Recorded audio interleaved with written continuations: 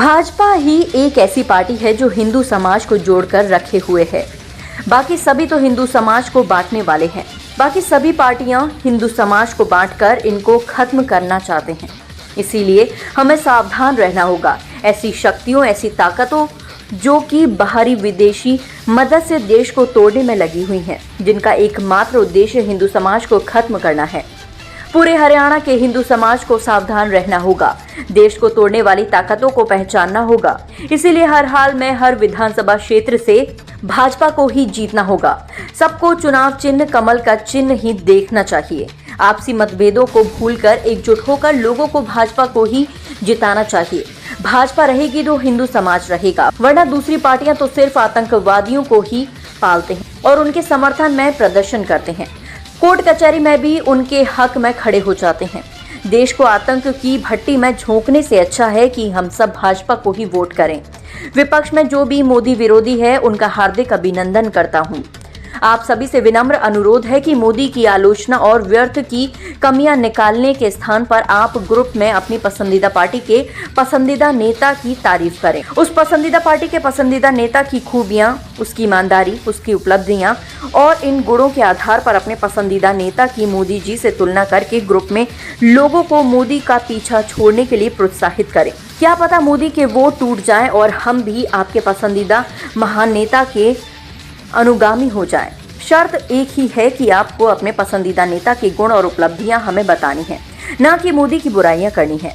अगर आपके पसंदीदा नेता में मोदी जी से ज्यादा गुण हुए तो मोदी जी की बुराइयां हम खुद कर लेंगे।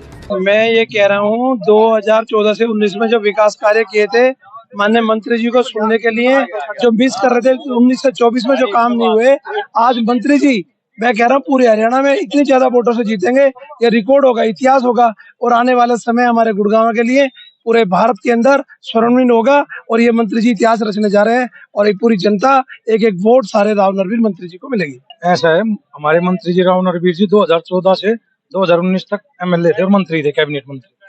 उन्होंने 2014 से 19 से इतने विकास कार्य कराए हमारे गाँव में कि मैं बताने लगूं तो बता नहीं सकता इतने विकास कार्य, लेकिन मैं शॉर्ट में बता रहा हूँ। हमारे गांव में सीनियर सेकेंडरी स्कूल बनवाया 5.5 करोड़ में।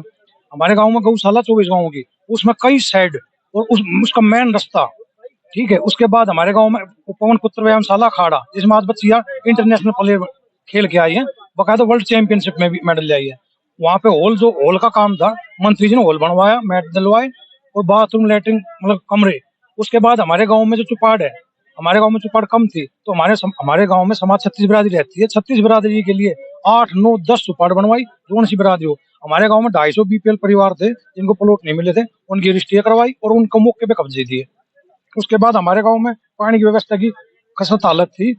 1.5 करोड़ से मंत्री जी ने पूरे गांव में नई लाइन, जहाँ पानी नहीं जाता था, बिना मोटर पानी जा रहा है और रोका रखे छिका दिए। बिजली का ऐसी रास्ते, कोई ऐसा काम। देखिए, आज हम दौलताबाद गांव में माननीय राव नरवीर जी का कार्यक्रम था और आज हजारों की संख्या में दौलताबाद गांव ने अपना स्नेह और प्यार जो झलकाया है वो देखते ही बन रहा था कि लोगों को यहाँ तक, मतलब जितनी कुर्सियां लगी थी, कई सौ कुर्सियां लगी है, लेकिन खड़े होकर सारी जनता उनको आखिरी तक सुनती रही। अब की बार जनता ने मन बना लिया है कि अब की बार भाई भतीजावाद से दूर होकर अब की बार विकास को वोट देंगे और इतना वोट देंगे कि राव नरवीर जी पूरी 90 की 90 विधानसभा में सबसे ज्यादा वोटों से जीतने वाले हमारे बादशाहपुर के प्रत्याशी होंगे। राव नरवीर को इसलिए चुन रहे हैं हम क्योंकि राव नरवीर ने वो विकास कार्य करे हैं जो आज तक किसी ने नहीं करे। 2014 से 2019 के बीच में जो कार्य हुए हैं वो राव नरवीर ने करे, ना तो उससे पहले किसी ने करे और ना इनके बाद में किसी ने करे। इसलिए राव नरवीर को चुन रहे हैं और पूरे बहुमत से जिताएंगे दौलताबाद गाँव में। ऐसे ही वोट मिलेगी इनको क्योंकि दौलताबाद में कई करोड़ों के काम करा रखे इन्होंने। 2014 में जब मंत्री जी बने थे तो इन्होंने जो है ये नहीं देखा कि मेरी कितनी वोट आई थी, इन्होंने सिर्फ काम किए हैं। इन्होंने विकास इस गांव में इतना कराया है बगैर भेदभाव के कि इनकी कोई कल्पना ही नहीं है, इनका कोई मुकाबला ही नहीं कर सकता जितना इन्होंने विकास किया है। ऐसे ऐसे स्कूल आ गए जिसकी 30,000 से 1 लाख रुपए तक की महीने की फीस है। साथियों, एक गरीब आदमी तनख्वाह में अपने परिवार का पालन पोषण करने वाला अपने बच्चों को इस गुड़गांव में रहे, किराए का मकान करे, अपने बच्चों का पालन पोषण करे या बूढ़ों की दवाई का इंतजाम करे। हमारे गुड़गांव में सरकारी स्कूल 800 में मेरी टिकट कट गई और दौलताबाद बढ़ो, आप लोगों को खुशी बहुत हुई होगी उस समय। मेरी टिकट कटी, दिवाली दौलताबाद में बनी, लेकिन साथियों मैंने दौलताबाद के साथ कभी सौतेला व्यवहार नहीं किया। मेरी 200 वोट आप लोगों ने नहीं दी होगी, सरपंच कितने दी थी? मैंने अपनी तरफ से कसर नहीं छोड़ी। 2019 में आपने अपनी पूरी तसल्ली कर ली। आपका विधायक रुपए हमने खर्च करे, सरकार का एक पैसा भी नहीं लगाया। सरकार का नहीं, सब CSR फंड से हाथ जोड़ के लोगों से, कंपनियों से मांग के फंड लगाया। साथियों आपको याद होगा, ये मेरे से बुजुर्ग बैठे हैं, जब मैं छोटा था नैनीताल पढ़ता था, सन 70 से 75 तक की बात है। हम छुट्टी आते थे, सर्दियों में छुट्टी होती थी नैनीताल में, पिताजी मिनिस्टर थे, हम बहरामपुर गांव में। ये गांव भी कहेगा, राम भी कहेगा कि ये भाजपा की वोट डाल रहे हैं। और जाट बिरादरी चोरी से वोट डालते, कोई दबाव में नहीं, जो खुले आएगा उसकी वोट मांगूंगा, जो जोड़ी देना चाहे भाई नरवीर सिंह की वोट मत देना, मैं कह के जाता हूँ। मुझसे एक भूल हुई थी 5 साल पहले, मैं आज उस भूल की त्रुटि के मैं सुधार करना चाहता हूँ और आप सबसे वादा करना चाहता हूँ, करके जा रहा हूँ कि अब की बार राव नरवीर जी को बादशाहपुर से जिता के विधानसभा पहुंचा दो। इनको बड़ा आदमी बनाने में हम कोई कसर नहीं छोड़ेंगे, इसके मायने बहुत है। नहीं कर सकता, सदियों से हमारे बुजुर्ग चले गए, उनसे राव साहब के निजी संबंध थे और राव नरवीर गांव के उंगलियों पे जितने नाम हम नहीं जानते उतने राव साहब गिनवा देंगे, एक एक बच्चे का। और दौलताबाद की कोई भी समस्या होती तो सब कुछ मुमकिन है। ये बादशाहपुर पूरी 90 की 90 विधानसभाओं में सबसे ज्यादा विकास कार्यों में अव्वल रहने वाली है, क्योंकि आप सभी ने विश्वास जता दिया है कि अब की बार हमारा कोई नेता बनने वाला है, हमारा कोई विधायक बनने वाला है तो राव नरवीर सिंह जी है। अब मैं लोकतंत्र सेनानी मंच के अध्यक्ष आदरणीय महावीर भारद्वाज जी को आमंत्रित करना चाहूंगा, वो आए और सारे जनसमूह को।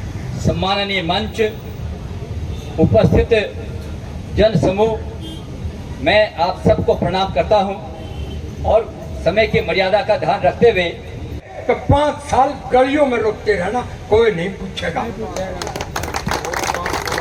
किले में हमने तो प्लाट काटे हैं, लीले सरपंच ने और ये अपने नरवीर सिंह जी ने जाकर देख, इन्हीं की मेहरबानी है। ये प्लाट पता नहीं कब से कुछ दबे भी पड़े थे, सन बाबा आदम के जमाने। सूबेदार साहब ने जो बात बताई, एक एक दमदार बात बताई।